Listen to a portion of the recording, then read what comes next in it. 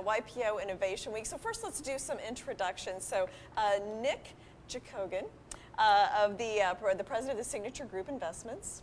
Also, we've got John Keegan, the CEO of the Edison Foundation. Dan Monahan, the CEO of WSI Digital Marketing. And Kevin Fallon, the CEO of Pivotal Innovation. And so let's start with just familiarize everyone with your company or organization. So Nick, start with you. So Signature Group is a real estate investment company, and we focus on distressed assets throughout the United States. Okay. Edison Foundation is consisting of two foundations, the Charles Edison Fund and the Edison Innovation Foundation, and it's dedicated to promoting careers in science and technology, especially for women and minorities, and preserving the Edison legacy, and to support the Edison National Historic Site in West Orange. Okay, Dan? So WSI, we founded it about 20 years ago, just right around the time the internet was founded, and we're today the world's largest digital agency network. So we have agencies around the world that deliver web solutions, digital marketing. Okay, and Kevin, what's?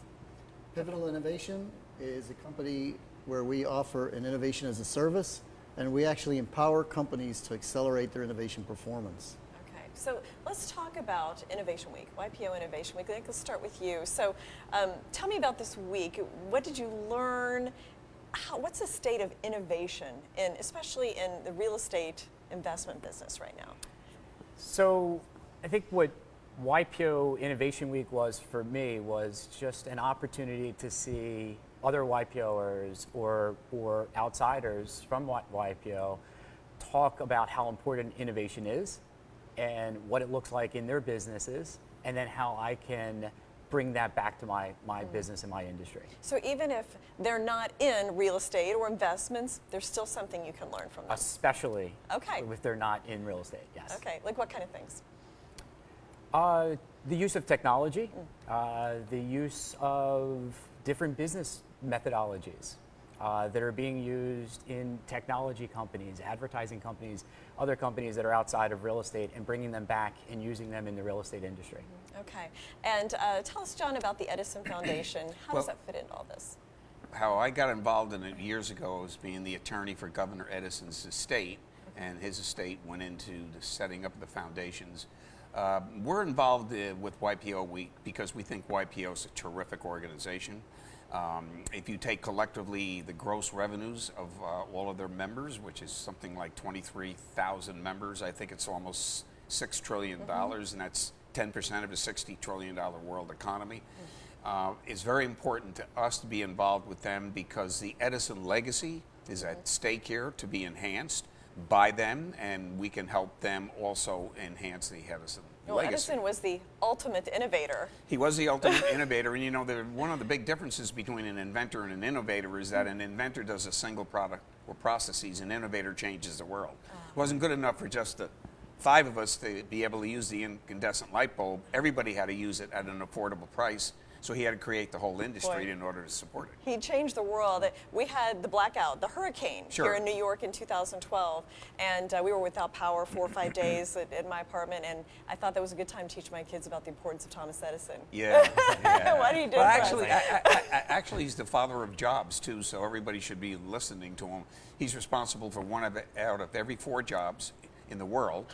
And he's really the man of the millennium, the person that contributed most to humankind for the past 1,000 years. I don't know of anybody else that falls in that category. Yeah, very interesting. Okay, so Dan, tell us about Innovation Week for you. And I mean, you're already kind of in the digital space, but how do you learn from this? I mean, our business and our industry is so rapidly changing. So for us, innovation is a way of life. And I've always looked at Thomas Edison as kind of the ultimate innovator. One of the things I heard today, which really resonated for me, is Edison saw himself not as an inventor as much as a sponge. And it's that intellectual curiosity that I saw in him that I think drives many of the great innovators today. And a quote that I heard once is, the only sustainable competitive advantage we have in today's economy is the speed at which we learn. And Waipio is very much a learning organization, and as leaders, we have to constantly be absorbing data, not just from within our own industry, but from outside our industry, and we get a lot of that in the networking in Waipio and that kind of cross-pollination. So it's been a very powerful, enlightening week. Kevin, what about this week for you? Well, I actually chaired the week, so we opened, our grand opening was in Sydney, Australia on Monday, and we've had 53 events all over the world. And you were chair of all of these. You're right, but it was people like He Nick looks here. a little haggard. I was doesn't going to say, you deserve a Who cocktail actually tonight. ran on the ground all the different events throughout the world. So it was really incredible. But if you ask me what the most interesting thing from the whole week was, he's actually probably the most famous investor guy in Australia, Daniel Petrie. And Daniel made a statement that we would reach singularity somewhere between 2035 and 2045. Okay, now what do you mean by singularity? It's when the computer can do everything the human can do. And sometime between what years? 2035 and 2045. Okay. So that gets you thinking, right? Like, as in Edison always thought from the future backwards as opposed to our current constraint world outward, and innovated towards that future state. Well, if you think about what Daniel said, and let's just assume it's somewhere out there, what is the world going to look like? And 60% of jobs are just going to get blown up between now and then because the computers are already eating into all kinds of industries, and it's going to continue. So what will society be like when you get out there, when the whole middle class, if you will, is kind of getting obliterated in the process as we move forward? So that's kind of an interesting thing to think about. And how do we adapt to that? I mean, innovation certainly has its benefits. I mean, we all have seen it happen at an amazing rate. But there can be, I guess, a downside as well to that. I mean, how do you balance all that? Nick, any thoughts on that? I think it's adaptability. And I think we have to really pay attention to being able to continue to learn in our own lives and continue to innovate. That's very topical for this week. Always continually innovating. And I think education probably plays a really key role in I think it making does, sure too. that we I don't let it don't take think over. that's such a scary thought. It just means, we're talking about adaptability, means that your lifestyle and business working ethics are going to, not ethics, but efforts are going to change. You're going to have people with more time on their hands. So they'll have more time to enjoy themselves, please God. They can go out and get educated. They can do other things. They can contribute more back to society. There's going to be more free time available, I think. And if we use it constructively, I think it'll be helpful. So, and Dan, I mean, how do you see that? In talking about Edison, I think one of the things that's interesting is his approach to failure and this principle of failing your way into success. And it's interesting how relevant that is today, because even when we look to Silicon Valley and this whole principle of lean or agile development, it's all about failing fast. And it was really amazing to see, so long ago, him having that really visionary approach to it. Yeah, he says fail fast, fail often, but fail quickly. And don't fail twice. Cut your don't fail losses. twice. Don't make the same mistake. But here's the question: is how do you know when to kill a project or to give up on it, so to speak? I mean, Edison was very persistent, and changed the world because of it. But at some point, we have to go. You know what? This just isn't working. So, I mean, how do you know when to do that? It's a very tough decision, right, Kevin? Well, I guess looking at it from that perspective, if you continue to iterate, or you really and the buzzword today is pivot, right? Everyone is pivoting because you learn. But fundamentally, if you have a great purpose, I think it gets down to the higher order purpose that you're driving towards. And the key is to always examine that purpose and then experiment towards it. So if you, was quintessential Edison, he experimented like crazy, but that purpose was so pure up there in the high level that you keep moving forward towards it. So the key issue is that purpose off or wrong? Because if it is, that's when you fail. Right? What kind of things limit innovation? Like, I think I've worked for some big organizations. I think budgets can limit innovation. HR departments can limit innovation. I mean, what are some other things that limit what we can truly achieve? I think success in some cases limits innovation. And how's that? I saw this in the real estate industry when we had years and years of success and just continued to do it the same way over and over again. You get comfortable. Without innovating, you get comfortable, and then things change, as they will. And if you don't adopt fast enough, you fail. And sometimes you fail really, really badly, as opposed to if you innovated or if you changed models beforehand, it would have been a lot better. Being a little uncomfortable can contribute to growth. Yeah. It really can. So what do you see as obstacles? I think Edison always says, and I don't know why he fails his way to success, because he doesn't, failure's not an end game, it's a pivot game, like Kevin said, and it's a learning process. And one of the big things that Edison would always say is, you know, so many people out there have just given up when they were so close to being successful. So he was never about ready to give in on those type of situations. And I think one of the biggest forces that works against innovation is resistance to change.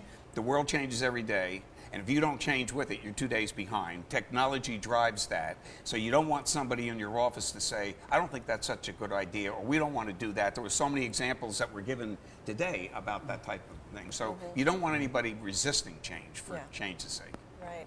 Would you? To the point about success, it's many times the things that define us as what makes us great that we're unwilling to let go of. And in many cases, it's this issue of sunk costs. So we've spent so many years, so much money, so much investment into becoming great at something, and yet that may be no longer relevant. And what made us great in the past may not be part of the path to the future. And for business owners and executives, sometimes making that cut to say, we're going to just dump this and let it go is a tough thing, and yet that can be the barrier to the future. Okay. Well, finally, before the last question, just kind of tell me about Waipio, what it's meant for you, if you have any personal stories, how it's helped you run your companies or your organizations. So yeah, I'll start. You know, Waipio has been great for me because it gives me a sounding board of peers that are running companies in varied industries, typically not even my industry where I've learned the most, and I've had the most support from fellow Waipioers. Okay. I think it just, I'm not a member of Waipio. I think I'm a little too young, aren't I? I don't make the age barrier or something like that. No, but actually, I love being around people that are innovative, and they appreciate the Edison legacy, and I love that this is a terrific organization through which we can always enhance and improve the Edison legacy. They're just wonderful people, and I can't say enough about the organization and our association with it. And it keeps you young, right? Yeah, Innovation it keeps me you young. Absolutely. This is I good hang for around- you. Good for your You health, like to your hang brain. around older guys. And Dan? One of the things that's amazing about YPO is the global reach. And as a global organization ourselves, being able to tap into that markets around the world, leverage the intellectual capital of these thought leaders around the world, constantly having that flow of knowledge and information keeps us relevant and helps us be agile in the marketplace. Okay. And finally, Kevin. I guess I'll go back in a few years back. I live in Denver these days, but I was in a forum. We have forum in YPO, and Okay. within the chapters there are forums, and forums consist of somewhere between 8 to 12 members. And it's a very helpful where we help each other, personal, business, and family, if you will. And it's a safe haven where you can share and you can get feedback selflessly from the other members. And I remember years ago in Philadelphia where we were in a hyper-growth period in one of the companies I had, and it was mayhem on the external. And I would go to my forum meetings, and it's just this beautiful aura came around me of people, of friendlies.